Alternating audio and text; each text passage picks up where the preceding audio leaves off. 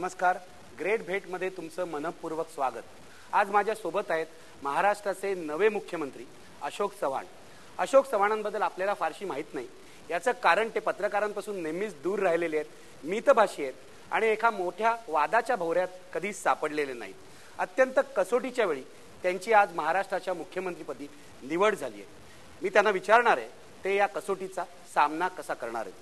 अशोकजी, स्वागत तुमचं IBN लोकमतला ही पहिलीच मोठी मुलाखत दिल्याबद्दल.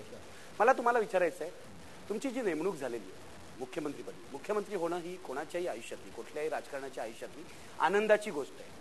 पण मला सांगा, आज अशा वेळी तुमची नेमणूक झाली आहे, तुम्हाला ही अगदी परीक्षा वाटते की संधी वाटते?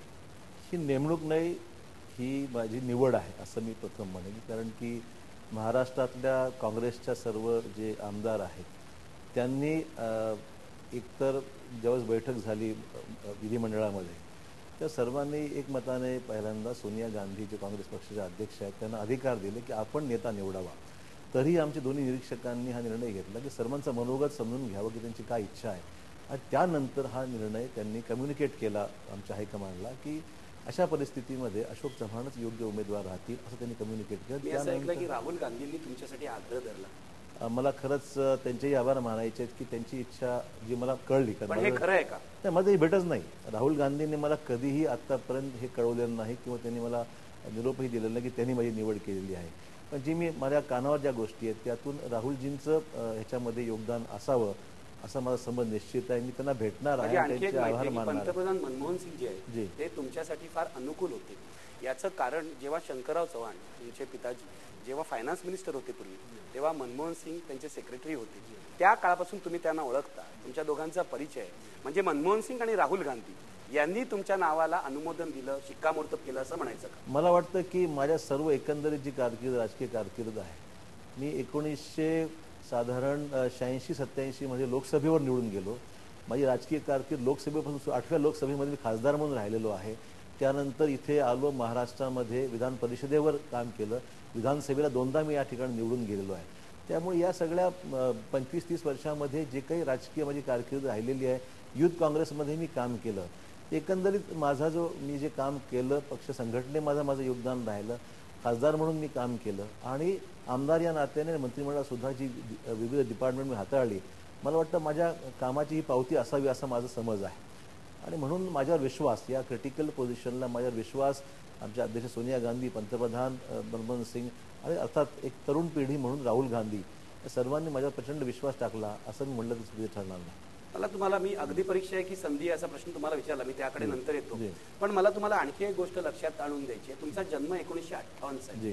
तुम्ही महाराष्ट्राचे असे पहिले मुख्यमंत्री आहात जे महाराष्ट्र राज्याच्या निर्मितीच्या आगे मागे जन्माला आले. म्हणजे राजकारण्यांची एक पिढी आपण पाहिली. तुम्ही खऱ्या अर्थाने दुसऱ्या पिढीचं म्हणजे आमच्या पिढीचं प्रतिनिधित्व करता महाराष्ट्र राज्याच्या निर्मितीनंतर. बरोबर. काय बघता तुम्ही? तुमची भूमिका यामुळे वेगळी होते, आधीच्या राजकारण्यांपेक्षा तुम्ही वेगळे आहात? असं आहे की आजच्या परिस्थितीवर बराचसा बदल दिसतोय. कारण मला आपण म्हणल्याप्रमाणे शंकरराव चव्हाणांच्या कारकिर्दीमध्ये अतिशय जवळून, वसंतराव नाईकांपासून सर्व फार जवळून पाहिलेलं आहे. राज्याच्या अनेक मुख्यमंत्र्यांच्या सहवासामध्ये येण्याचा मला योग आला. त्यावेळेस मग कन्नमवारजींना मी पाहिलेलं आहे. चव्हाण साहेब तर स्वतः मुख्यमंत्री होते, वसंतराव नाईकांपासून हा सर्व कालावधी मी त्यांचा थेट शरद पवार साहेबांपर्यंत आणि सुधाकर नाईक साहेबांपर्यंत ही सर्व राजकीय बाजू मी अति जवळून पाहिलेली, अनुभवलेली आहे. आणि त्यांच्याबरोबर काही ना काही निमित्ताने वावरण्याचा मला संधी मिळाली. तर मला वाटतं की फार आमूलाग्र बदल घडलेला आहे एकंदरीत सगळ्या ह्या जीवनशैलीमध्ये आणि कामाच्या स्वरूपामध्ये, राजकीय परिस्थितीमध्ये बदल घडत गेलेले आहेत. त्यामुळे एक संधी याला मी म्हणेन. आज या आपण सुरुवातीला प्रश्न विचारला की ही संधी आहे असं मी निश्चित मानेन की एका क्रिटिकल पोझिशनला ज्यावेळेस मुंबईमध्ये आतंकवाद जो हमला झाला, 26 तारखेला घटना ज्या घडल्या आणि एकंदरीत जे लोकांच्या मनामध्ये जी अस्वस्थता निर्माण झाली, एक चीड निर्माण झाली, ते स्वाभाविक आहे. आणि अशा परिस्थितीमध्ये मुंबईचं जनजीवन, महाराष्ट्र जनजीवन पूर्ववत आपण आणलं पाहिजे. महाराष्ट्र जे प्रगतीच्या मार्गाने जाणारं राज्य आहे वेगाने, त्या राज्याला अधिक भक्कम चांगलं प्रशासन देता आलं पाहिजे आणि नवीन तरुण पिढीला नेतृत्व करण्यासाठी आपल्याला मदत करता आली पाहिजे. ही मला वाटतं आजची खरंच गरज आहे. आणि एक तरुण पिढीचा प्रतिनिधी या नात्याने निश्चितच त्याच्यामध्ये मला सर्वांचे सहकार्य यश मिळेल अशी माझी अपेक्षा आहे. मला सांगा, तुम्ही हे अगदी नेमकं बोललात की तरुण पिढीला विश्वास देता आला पाहिजे. त्या दिवशी मी गेटवे ऑफ इंडियावर बघितलं, बहुसंख्य तरुण होते, सरकार विरोधी, या व्यवस्थेविरुद्ध घोषणा देत होते. ह्या तरुणांना तुमच्याविषयी आपुलकी वाटावी, त्यांच्याशी काहीतरी तुमचं नातं जोडलं जावं म्हणून तुम्ही काय ठोस निर्णय घेणार? असं आहे की लोकांसमोर एक आदर्श पाहिजे. लोक म्हणजे आपण लोकांसमोर काय आदर्श निर्माण करतो हा खरा अर्थाने प्रश्न आहे. लोक डिसिल्युजन्स आहे थोडंसं की बाबा हे काय घडतंय राज्यामध्ये, कोणाला फिकर आहे की नाही. पण दुसरा जो भाग थोडासा जो मला पटला नाही की पॉलिटिशियन्सच्या राजकारण्यांच्या विरोधामध्ये जे काही वातावरण मला दिसलं, मी म्हणतो की हे आपण लोकशाही मार्गाने निवडून आलेलं शासन आहे. देशामध्ये आपली जी व्यवस्था आहे ही डेमोक्रॅटिक सिस्टम आहे. आपली लोकशाही मार्गाने निवडून देणारं आपण दिलेलं सरकार आहे. मग ती इथे असो, केंद्रात असो, कुठल्याही राज्यात असो. तर आपल्याला जी लोक आपण निवडून दिलेली आहेत त्याच्या माध्यमातूनच हे राज्य नीट चालवता आलं पाहिजे, ही आपली भूमिका असली पाहिजे. आपल्याकडे काही पाकिस्तानसाठी व्यवस्था नाही. मला विचारायचं आहे की लोकांचा लोकशाहीला विरोध नाहीये, लोकांचा लोकशाहीच्या मार्गाने निवडून आलेल्या वाईट राजकारण्यांना विरोध आहे. म्हणजे लोकांचं असं मत आहे की सर्व पक्षाचे लोक वाईट उमेदवार देतात, त्यामुळे आम्हाला मत द्यावं लागतं, आम्हाला काही इलाज नाही. मला सांगा, यात तुम्ही कुठेतरी मूलभूत फरक करायचा प्रयत्न करणार आहात का मुख्यमंत्री म्हणून, काँग्रेस पक्षाचे नेते म्हणून? असं आहे की सिस्टम ही एकदम बदलता येत नाही. आपल्याकडे जर आपलं अंगातलं रक्त दूषित असेल तर सगळं रक्त आपल्याला काढून टाकता येत नाही की माणूस जिवंत राहणार नाही. तर आपल्याला काही गोष्टी ह्या टप्प्याटप्प्याने कराव्या लागतात. काही बदल लोकांच्या, आज मी स्वागत आहे मुंबईतल्या लोकांचा जो काही रोष दिसला, जो त्यांच्या भावना दिसल्या, यातून बरंच शिकण्यासारखं आहे. आज जे मला वाटतं जे निर्णय झाले केंद्र राज्यामध्ये, हे तातडीने निर्णय घेणारे, लोक इच्छेच्या विरोधामध्ये काही करायचं नाहीये. लोकांच्या भावनाची कदर ही आमच्या पक्षनेत्यांनी केली की लोक जे म्हणतायत की लोक जे सांगतायत ते अतिशय योग्य आहे. एक रिस्पॉन्सिव्ह शासन म्हणून आम्हाला लोकांच्या समोर जात असताना आपल्याला काही बदल आम्ही केलेले आहेत, काही निर्णय आम्ही घेतले, ठोस निर्णय आम्ही घेत आहोत, हे त्यातून आम्हाला संकेत द्यायचे होते आणि त्यातून आम्ही हा मार्ग काढलेला आहे. मला सांगा, लोकसभेत भाषण केलं चिदंबरम यांनी, त्याआधी ते मुंबईत आले, त्यांनी चुका मान्य केल्या. चिदंबरम यांची कार्यपद्धती अत्यंत ट्रान्सपरंट आहे, त्यांनी चुका मान्य केल्या, हे लॅप्सेस राहिले. महाराष्ट्र सरकार आपल्या चुका ज्या काय असतील, सिस्टीमच्या असतील, पण तुमचं सरकार आहे म्हणजे सिस्टीम तुम्ही चालवताय, सरकार चालवताय, त्या तुम्ही मान्य करणार आहात का आणि नंतर त्या बदलणार? मी एकदम एका निर्णयाला येणं की हे चुकलेलं असं मी म्हणणार नाही. सरकारच्या वतीने जे काही करणं शक्य ते केलं, पण there is scope for improvement. अधिक काही करायचं होतं, जे करायला हवं होतं असं मला वाटतं. आणि त्यामुळे कुठे कुठे लॅप्सेस आहेत. आता या सगळ्या घटनेची चौकशी सुरूच आहे. आज आम्ही 2 दिवसापासून 3 दिवसामध्ये मी शपथ घेतल्यापासून ते आजपर्यंत गेल्या 3 दिवसामध्ये 4 बैठका घेऊन एक कार्यक्रम फायनलाइज केलेला आहे. आज सकाळी नेव्हीच्या प्रमुख लोकांची, वेस्टर्न नेव्हल कमांडचे लोक आली होती की एकंदरीत आपली जी कोस्ट लाईन आहे त्या कोस्ट लाईनवर कुठे कुठे काही अडचणी आहेत, तिथे सुरक्षा प्रोव्हाइड करण्याकरता, देण्याकरता काय काय केलं पाहिजे, काय घडू शकतं, फिशरीज डिपार्टमेंटचे काय प्रश्न आहेत, नेव्हीचे काय प्रश्न आहेत, पोलिसांचे काय प्रश्न आहेत, त्याचे टाइम बाउंड प्रोग्राम काय असला पाहिजे, हा एक निर्णय आम्ही सुरुवातीला घेतला. ग्रुप ऑफ मिनिस्टर्स आम्ही फॉर्म केला 2 दिवसापूर्वी कॅबिनेट आम्ही झाले असताना, की हे अधिकार त्यांना दिले की आपण प्रस्ताव आणा. विलासरावजींनी शेवटच्या टप्प्यामध्ये काही निर्णय त्यांनी जे काही घेतले त्याची प्रत्यक्ष अंमलबजावणी खऱ्यामध्ये ते कृतीमध्ये आणण्याकरता जे काही निर्णय शासनाला घ्यायचे आहेत ते मंत्रिमंडळाने घ्यायचे आहेत.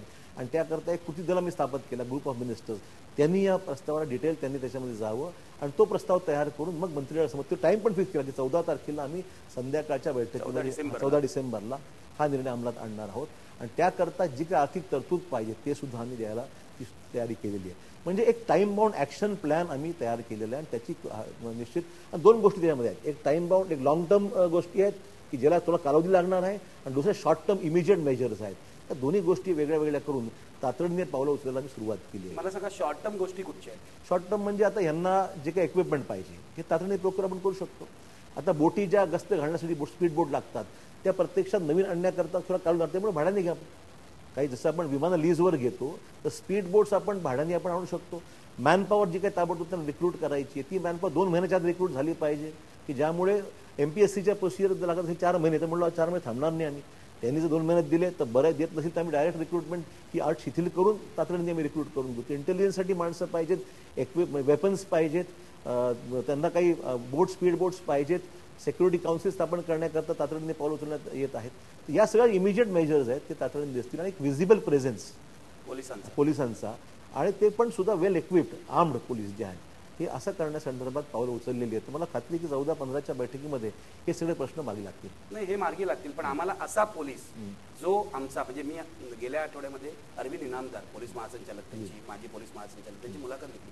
ते असं म्हणाले की आमचा पोलीस हा पांडू दिसतो, तो बॉबी दिसायला पाहिजे. असा बॉबी आम्हाला दिसणार आहे का 2 महिन्यामध्ये? कारण तुम्हाला 6 महिन्यात रिझल्ट यायचे, इलेक्शन 8-9 महिन्यावर आहेत, पण तुमचे आता 6 महिने आहेत. मी कुठलाही निर्णय इलेक्शन डोळ्यासमोर ठेवून मी निर्णय घेणार. लॉंग टर्म त्याची इफेक्ट राहिले पाहिजेत ही जी भूमिका व्यक्त केली. पण असा समर्थ आपला पोलीस शस्त्र असलेला पोलीस स्मार्ट दिसणारा NSG कमांडो जसे आहेत त्या धर्तीवर स्टेट कमांडो फोर्स हा निर्माण करून त्या पद्धतीचं ट्रेनिंग निश्चित त्याच धर्तीवर ट्रेनिंग देणार आहोत. नेव्हीने सुद्धा सांगितलं की आम्ही ट्रेनिंग द्यायला तयार आहोत. त्या सगळ्या गोष्टीची आम्ही तयारी आता जवळपास होत आलेली आहे. अशोकराव, आम्हाला रस्त्यावर उतरून लीड करणारा मुख्यमंत्री पाहिजे, तो तुम्ही होणार आहात. बिलकुल काही हरकत नाही. मला वाटतं तिचं काय अडचण असं वाटत नाही, कारण मी माझी कारकीर्द राजकीय जी काही आहे ती मी खरं म्हणजे फील्डवर उतरूनच एक काँग्रेस पक्षाचा कार्यकर्ता म्हणून मी केलेली आहे. हा नोकरशाहीतला जो भ्रष्टाचार आहे तो बंद करण्यासाठी, कमी करण्यासाठी काय करणार आहे? माझा राज्याचा चीफ एक्झिक्युटिव्ह माझी भूमिका राहणार आहे की ज्या चुकीच्या गोष्टी असतील तर त्याच्यावर तातडीने निर्बंध आणणं, खाली काही चुकीच्या गोष्टी घडत असतील तर त्याच्यावर तातडीने ॲक्शन घेणं.